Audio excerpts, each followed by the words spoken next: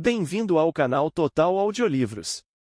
O Ego e o ID e outros trabalhos de Sigmund Freud. Uma neurose demoníaca do século XVII. Seção 1. A história de Christoph Eismann, o pintor. Estou em débito para com o interesse amistoso do Dr. Paertur, diretor da antiga Fideikommiss Bibliothek Imperial de Viena, pela oportunidade de estudar uma neurose demoníaca do século XVII deste tipo. Paertur descobriu nessa biblioteca um manuscrito originário do Santuário de Mariazel e no qual havia uma descrição pormenorizada da redenção miraculosa de um pacto com o demônio, mediante a graça da Santa Virgem Maria.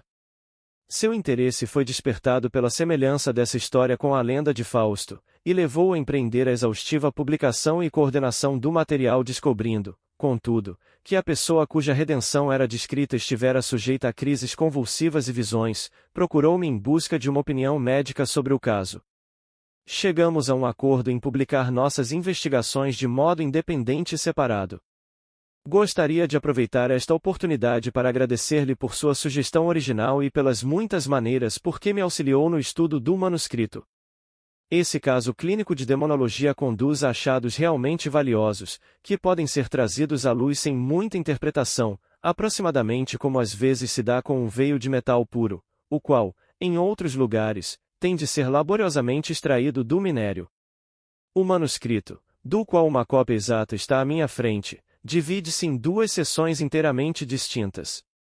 Uma delas é um relatório, escrito em latim, da autoria de um escriba ou compilador monástico, a outra é um fragmento do diário do paciente, escrito em alemão.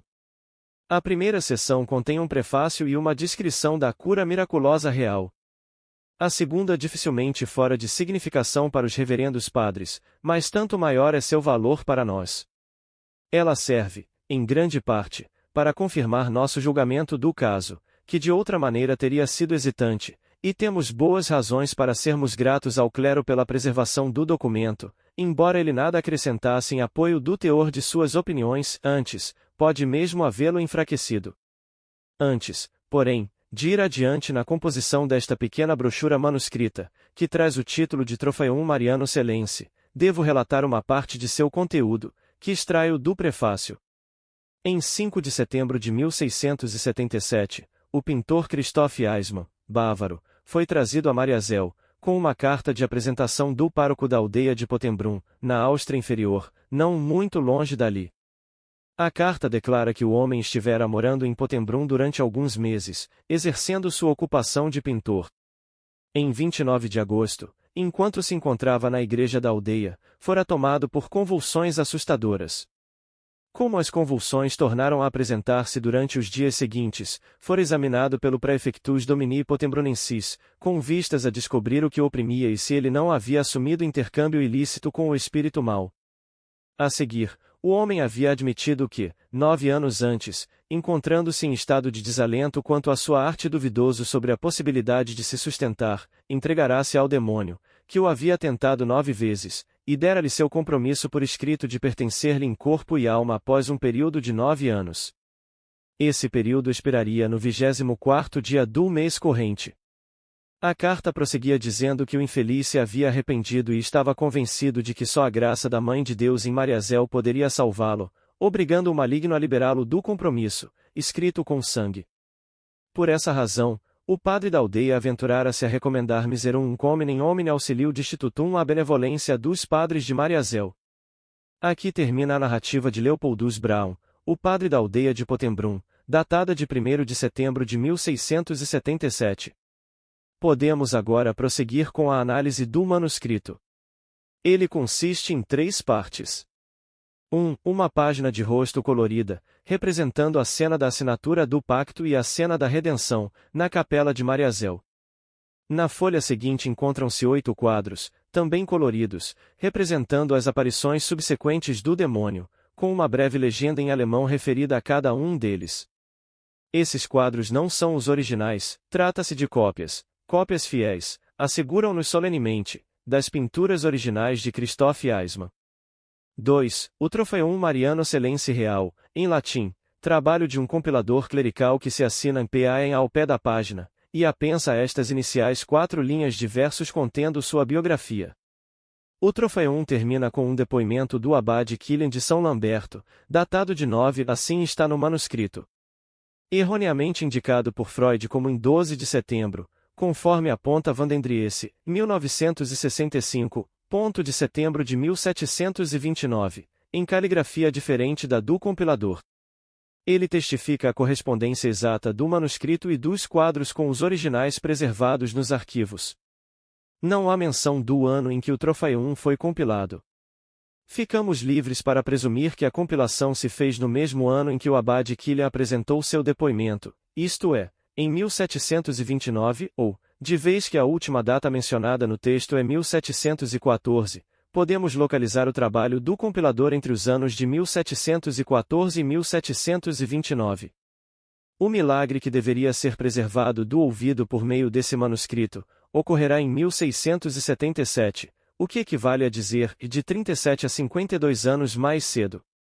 3. O Diário do Pintor, escrito em alemão e abrangendo o período de sua redenção na capela até 13 de janeiro do ano seguinte, 1678. Está inserido no texto do troféu, junto ao final. O cerne do troféu real consiste em 2 documentos, e a carta de apresentação, acima mencionada, do pároco da aldeia, Leopold Braun, de Potembrum, datada de 1º de setembro de 1677, e o relatório do abade Franciscus de Mariazel e São Lamberto, descrevendo a cura miraculosa, datado de 12 de setembro de 1677, isto é, de apenas alguns dias mais tarde. A atividade do editor ou compilador, FAE, forneceu um prefácio que, por assim dizer, funde o conteúdo desses 2 documentos, acrescentou também algumas passagens de vinculação de pequena importância, e, ao final, um relato das vicissitudes subsequentes do pintor, baseado em indagações feitas no ano de 1714. A história anterior do pintor é assim contada 3 vezes no troféu e 1, na carta de apresentação do pároco da aldeia de Potembrum, 2, no relatório formal de autoria do abade Franciscus, e 3, no prefácio do editor. Uma comparação dessas 3 fontes revela certas discrepâncias que não nos será sem importância acompanhar. Posso prosseguir agora com a história do pintor.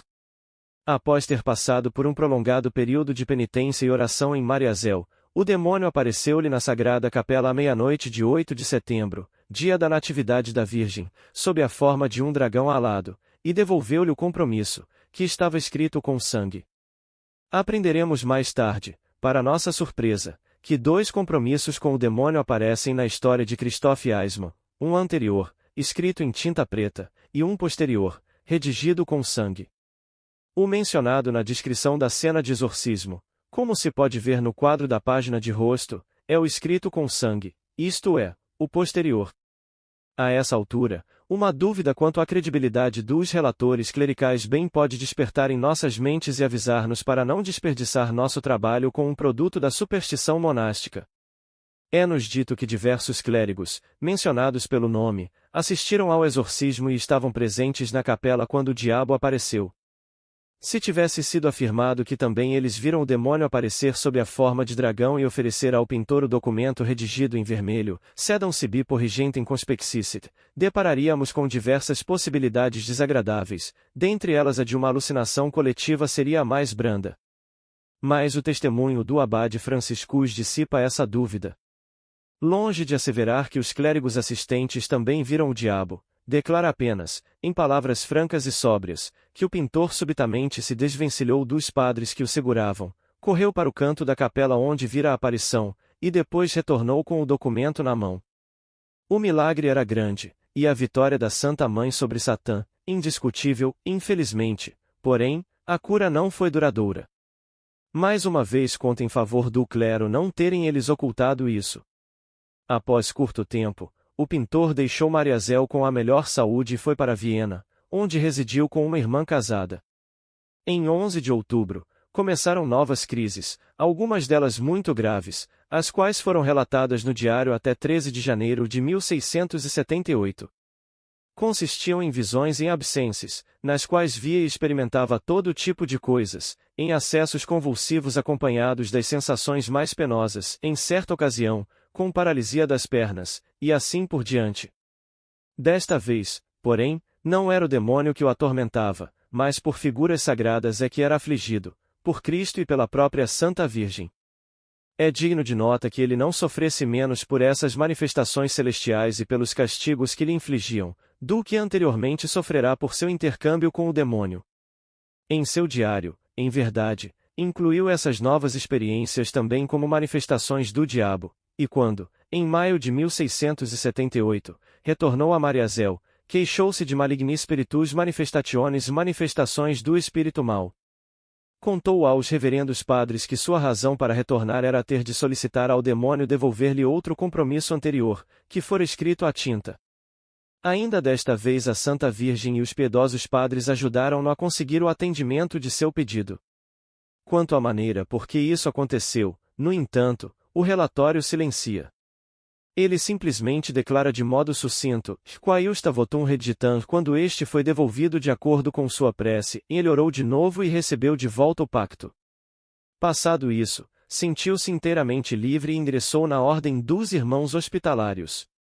Mais uma vez temos ocasião de reconhecer que, apesar do intuito óbvio de seus esforços, o compilador não foi tentado a apartar-se da veracidade exigida de um caso clínico, pois não esconde o resultado da indagação que em 1714 foi feita pelo superior do Mosteiro dos Irmãos Hospitalários em Viena, com referência à história posterior do pintor.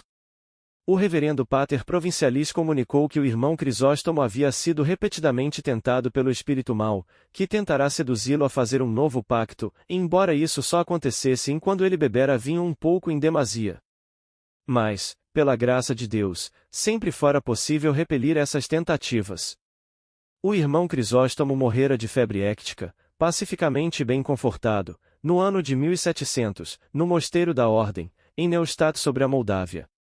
Obrigado por visitar o canal Total Audiolivros.